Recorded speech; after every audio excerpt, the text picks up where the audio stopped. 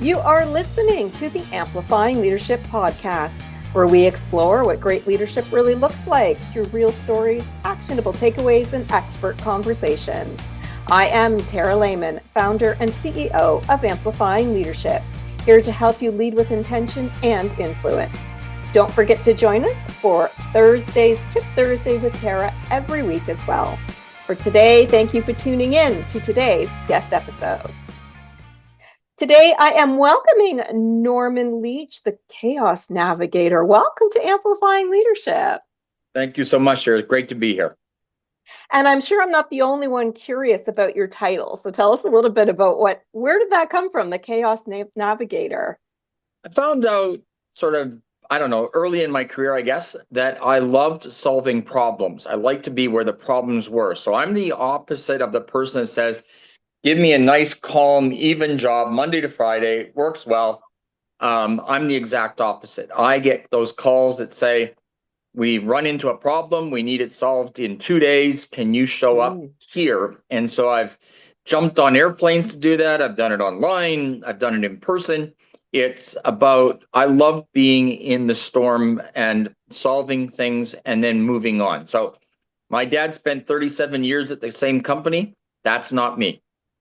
Well, I love the title. It certainly fits what you're doing. Yeah, well, thank you. So why don't you tell us a little bit about your leadership story, just so our audience gets to know you a little bit better? Because of what I chose to do, I got into leadership very early. So I was young enough when I got started. I was doing a project when I was 28, and a vice president walked in and said, "You're too young to know anything about what's going on." Wow. And I said, "Okay, then you don't need me. I'll go away." At which point the president said, "No, we need him." And so my leadership doesn't derive from somebody giving me a title. It's being to come in, solve the problem, work with the team. We're going to talk about, I think, in this today, but this idea of servant leadership, where you cannot come in and whip people to do things. They'll do it for the instant. You know, you can threaten their jobs. You can lay off a whole bunch of people and say, if you don't behave, it's going to happen to you too. Right. And yes. you get a nominal response. You get a forced response, but you don't get a lasting response from that. A lasting response, you have to show people that you are actually in the issue with them, that you care as much as they do, and that you're willing to put aside the quote perks of power.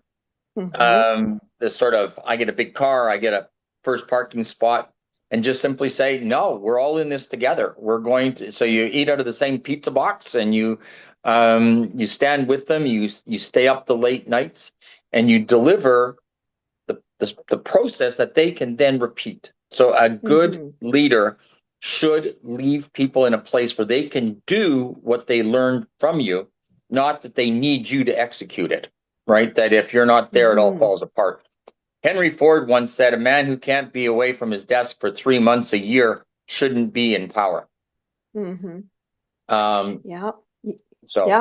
And that's what servant leadership's all about, isn't it? It's about being in the weeds, so to speak, with them, collaborating with people, helping them solve problems, teaching them, coaching them, all of that kind of stuff, isn't it? All of those things, and being actually never asking people to do what you wouldn't do yourself.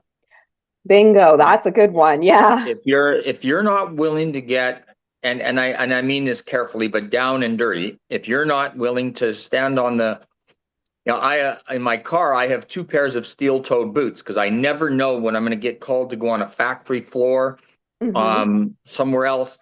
And when you show up with your own steel boots, you automatically get a respect from people because they go, he gets it. He understands what we're going through because he's wearing his steel-toed boots.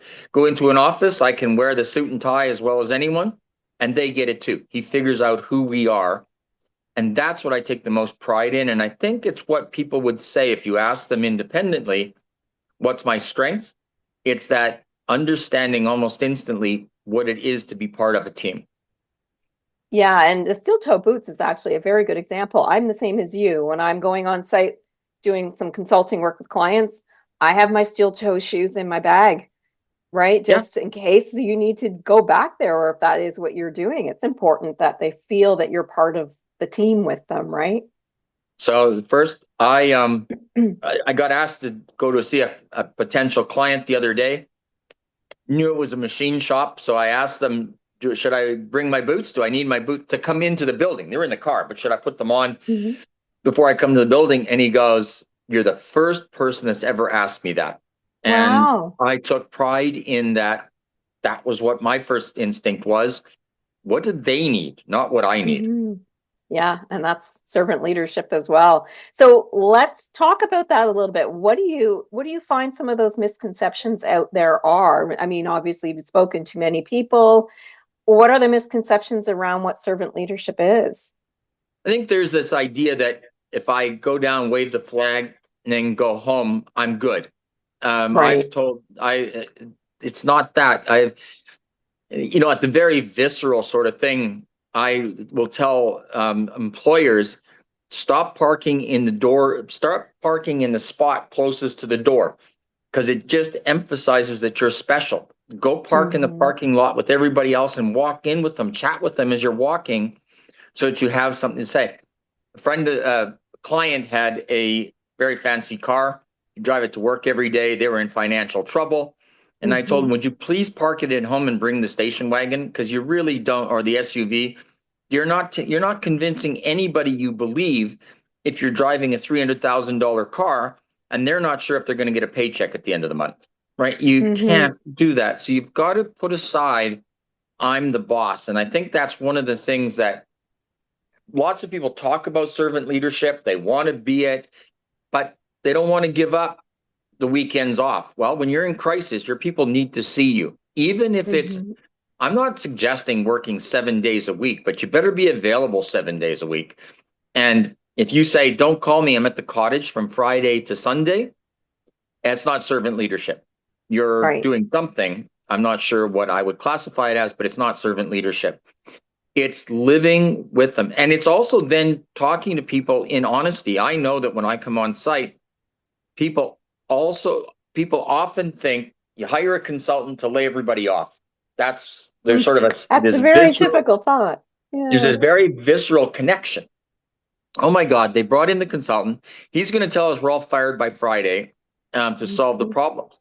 My first meeting with them as I sit down with the staff and I say, my goal is to make sure every one of you has a job at the end of my work with you.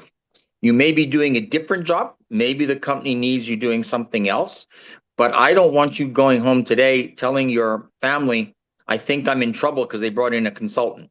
I'm here Mhm. with you. And I do the same thing. I watch, if I'm dealing with people on the plant floor, I go in my cotton pants and a golf shirt because that's what they're used to seeing. If you're going into the C-suite, you're going to wear something different. But it's about, we just came through FIFA and the World Cup. We Right. don't expect our teams to go out on the field wearing different kinds of shirts and different kinds of uniforms. We expect them to wear a uniform. Okay, I have to admit, as a Canadian, I'm not quite sure why the goalies don't wear the same uniform, um, but the Good question. reality is, but the reality is that if you see white on the field, you knew it was England playing. If you saw Right. stripes, you knew it was Argentina. We have to make that connection that if I'm coming in as a leader, either from the outside or if I'm a leader from inside the organization, that I'm actually part of the team. And first generation ownership usually gets it. Second generation might. By the third generation, they've completely lost that connection to the workforce. And it's a Hmm. much deeper hole to come out of once you're And there. very traditionally is I'm the boss. I get the parking spot. I might come see you if I feel I have time. And we are trying to change that, obviously. There's a lot of change happening in organization. So if we enter an organization where it's not quite like that, maybe we're newer to leadership and we really want to build that into who we are as a leader. Are there strategies that can help us get started, even if the organization isn't quite like that yet? Be honest. Tell everybody the truth. They've figured out the truth. They're Mm-hmm. just not sometimes willing to admit it yet. They know the company's in trouble. They see the numbers dropping. They see the products being returned. They see all of that, and they know that cannot be a good thing. Mm-hmm. And so if you don't tell them, heck yes, we have problems, folks, and we're going to solve those problems together. Here's what it is. Here's the good news. Here's the bad news. And here's how we're going to get there. People will work when they see a clarity. They Mm-hmm. will, when they know where they're going. I often use the analogy with people that if I were to give you a free vacation, so you get a free vacation from me, but here's the rules. You have to get in your car, drive 5 kilometers out of town, pull over, take out your cell phone, call me, and I'll tell you what the next 5 kilometers look like. How Mm-hmm. much fun would that be as a vacation? Mm-hmm. Zero. You can't Stressful. prep. You can't tell your family what clothes to pack. You don't know Mm-hmm. when to grab lunch. You don't know how much gas to put in the car because you cannot see the big picture. If you truly want to apply servant leadership and you actually want to solve the problems you're facing, you have to say, I'm not perfect, but here's the plan I've laid out. This is what I think will get us out of the problem. Now, comments. What do people think? Do you have to accept that? No, you don't. You still have to make the hard decisions when they come. Right. Yeah. But Mm-hmm. I'm always amazed at how many times I changed my plan after all the years doing this, how much I changed my plan when I talk to the people who are actually doing it. When they tell me, Mm-hmm. Norman, looks like a good idea, but here's why that's a problem. And leaders have to be willing to say, oh, I didn't know that. Let me adjust the plan to put that in place. So you win people over by being honest with them, actually listening to them, and then doing what you promised you were going to do.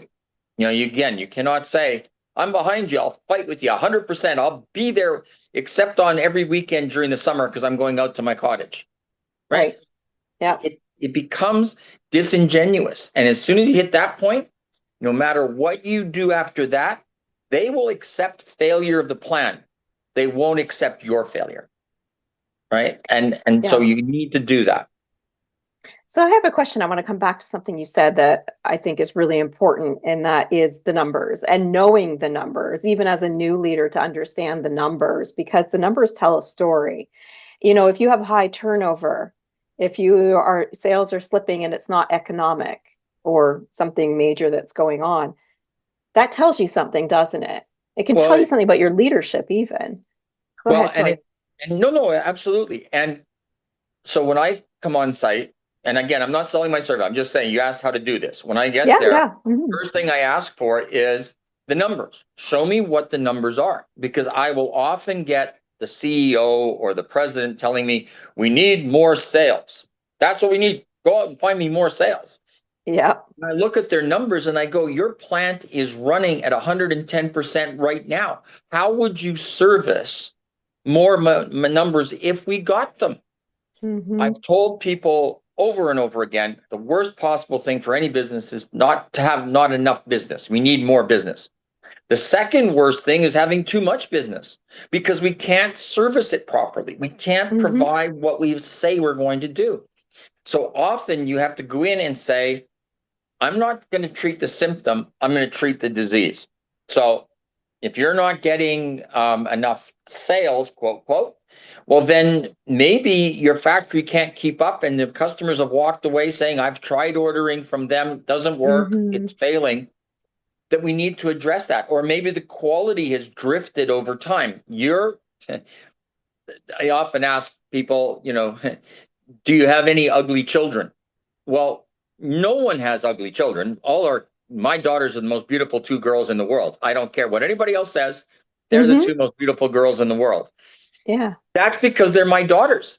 The same thing infects us as a business owner because we cannot see that over the last 5 years, our business has changed. We still want to see it as that going concern, that beautiful organization, and we can't see it. You need to be, I will not concede on my daughters, but I'll concede regularly on my business that we might not be doing it right. There Hmm. might be a better way. It amazes me when I ask people, who's your competitor? And they'll say, I don't have any competitors. Of Hmm. course you do. There's someone Everybody, out there. everybody has a competitor. You Yeah. know, what does a florist sell? Well, a florist doesn't sell flowers, they sell emotions. So that means Mm-hmm. even if there's not another florist in town, there's somebody else selling emotions. Whether it's I take my wife for a nice dinner on Valentine's instead of buying Mm-hmm. flowers, I am creating an emotion. Whether we go to a spa, that's creating an emotion. And so the Mm-hmm. florist has to recognize that their competitor is not just other florists, it's anybody else that's doing it. So creating that emotion. So as we do this in any business, you have competitors. They might Mm-hmm. not be nearby, they might be around the world. I point out that I, I won't give too much away, but a bookstore closed after 150 years. True story. I won't tell you who it was. They closed after 150 years. They were interviewed on CBC, and CBC, the national radio network, asked them, so why did you go to business after 147, 150 years? And they said, because of Amazon. They were selling against us. And the reporter's question was, so if you knew that, did you make any effort to sell online? Did you make any effort to use Amazon to sell your books for you online? And they said no, because it's just a fad. Wow. As they're hanging up the sign closed, they're discounting Amazon as a competitor because they don't own another bookstore in the same town they did. This is fatal to businesses. And servant leaders Mm-hmm. should see that, because all you have to do, I've been in that, I had been in that, it's closed now, had been in that bookstore. And as a marketer, I saw all kinds of strengths, Mm-hmm. none of which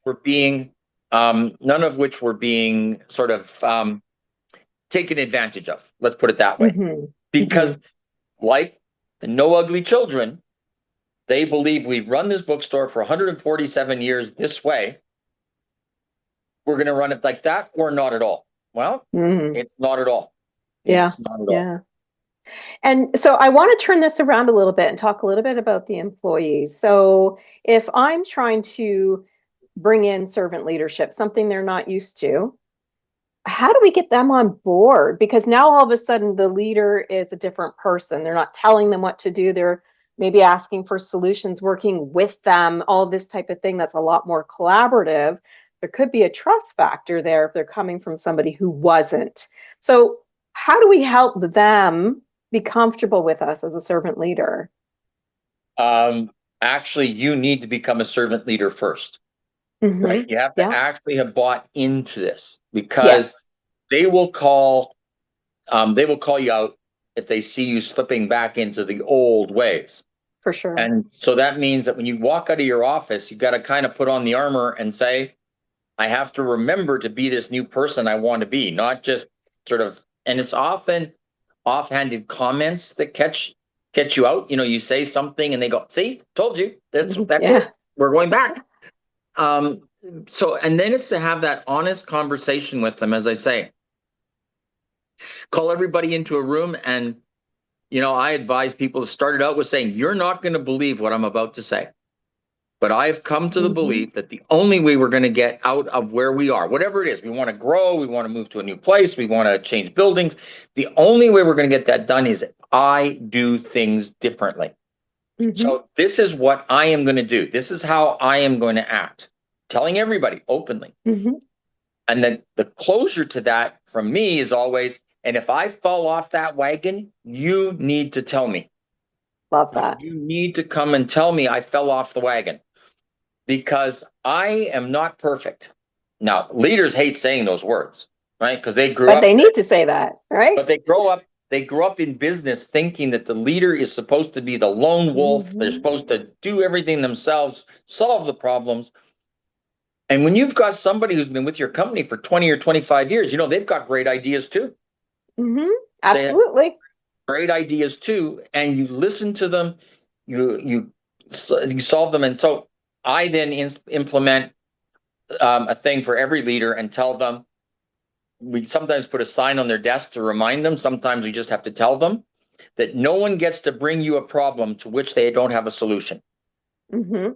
If they have a problem at work, how would, if given everything, they had all the control in the company, what would they do?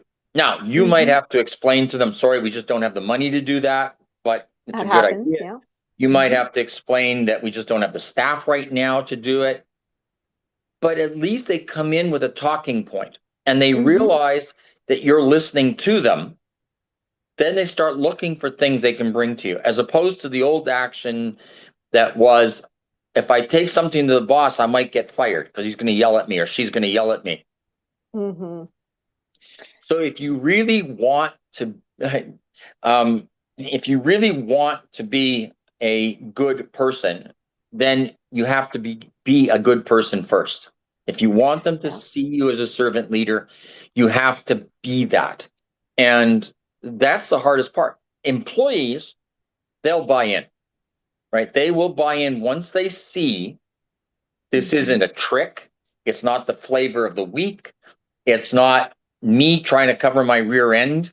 It's, guys, we've gotten here because we got here. Now, what can we do to get out of this?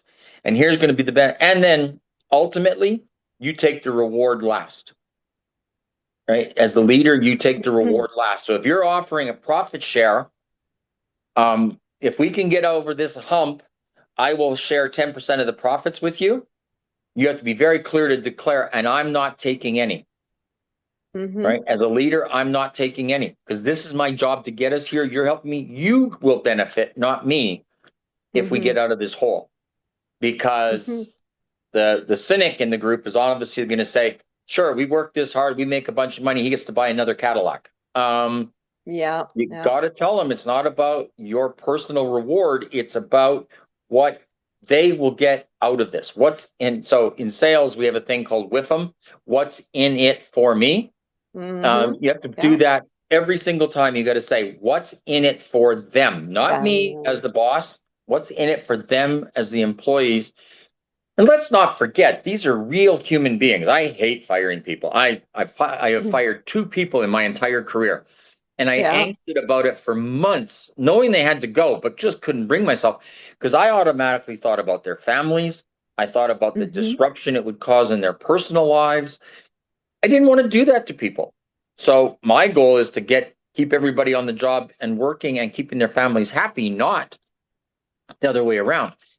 But Terry, we have to admit, the easiest way, the shortcut way, the lazy way to make your company better is to lay off people. Because for most businesses, human beings are the most expensive cost input. They cost us a lot of money. And so I have to work really hard to figure out a new way to make the product better, faster, better quality, whatever it is. Laying off people is really simple. I can save the company $1 million by laying 10 people off on Friday. Right. That's easy. It's lazy. It's cruel, but it's what it is. And if you've gotten to the place where you're doing mass layoffs, you've let the problem get out of hand. Yeah, I agree. I used to say, like, whenever there was the need to cut, like, where can we cut that doesn't need to be the people, because you need the people in order to grow. They're the experts in most cases. I mean, you're right. There's some people you have to let go.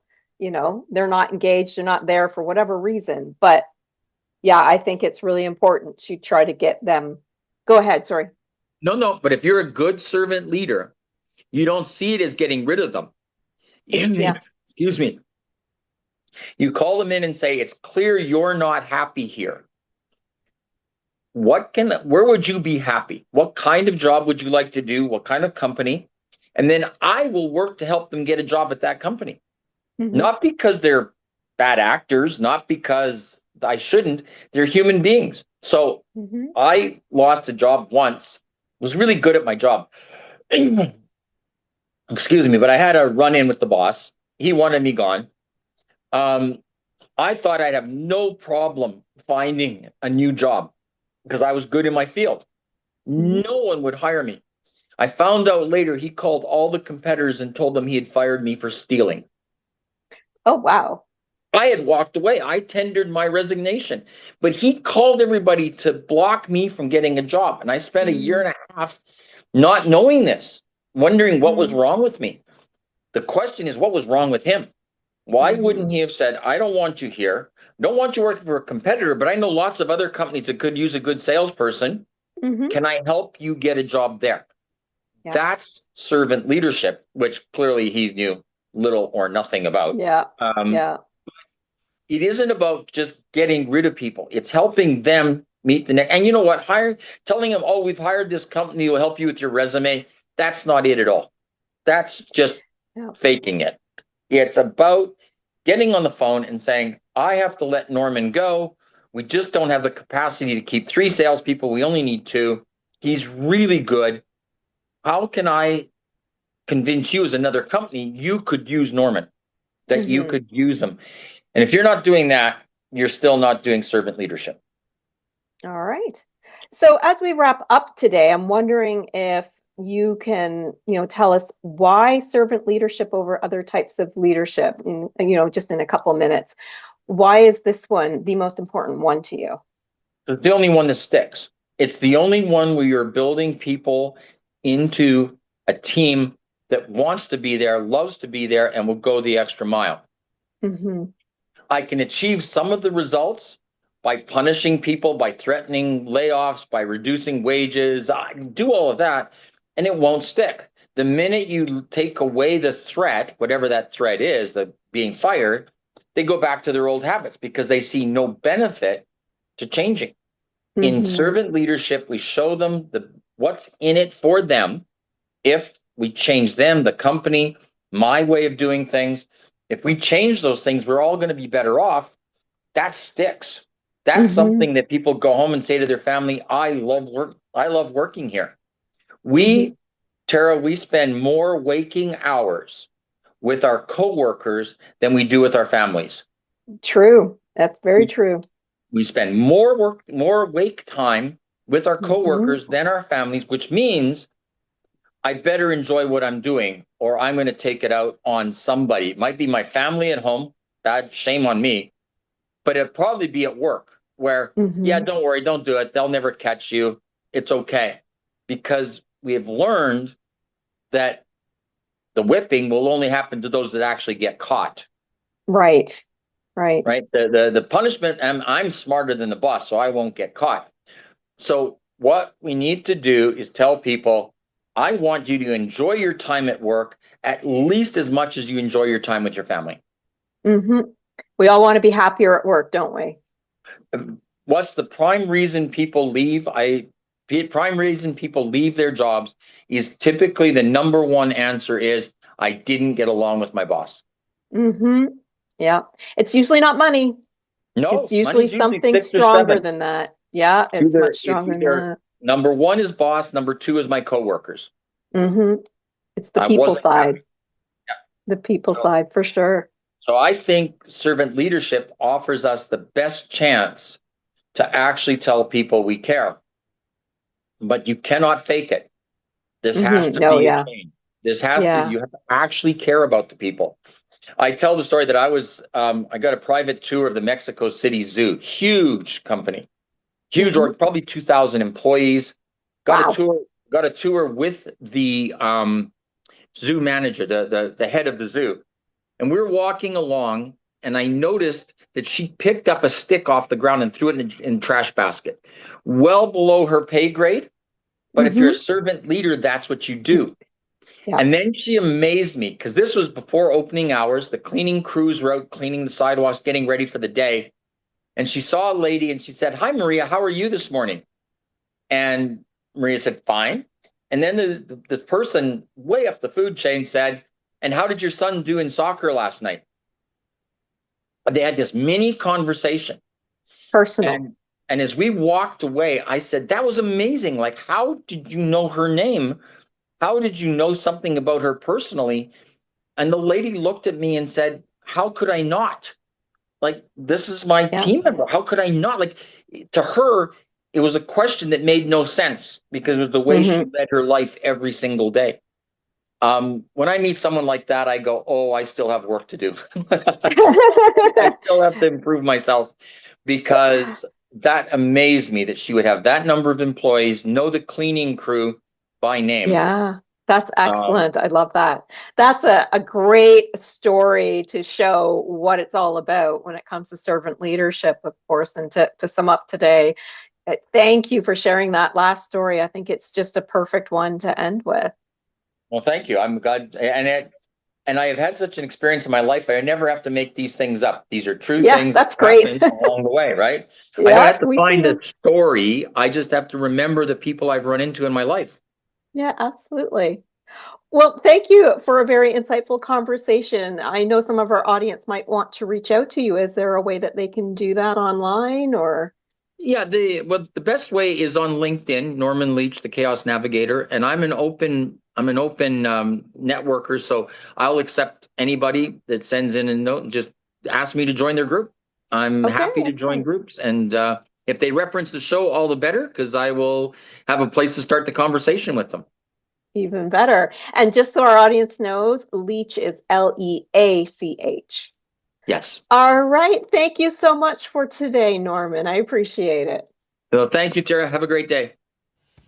Of course, we thank you, our listeners, and we do hope you gained some valuable insights or practical takeaways from our conversation today with Norman.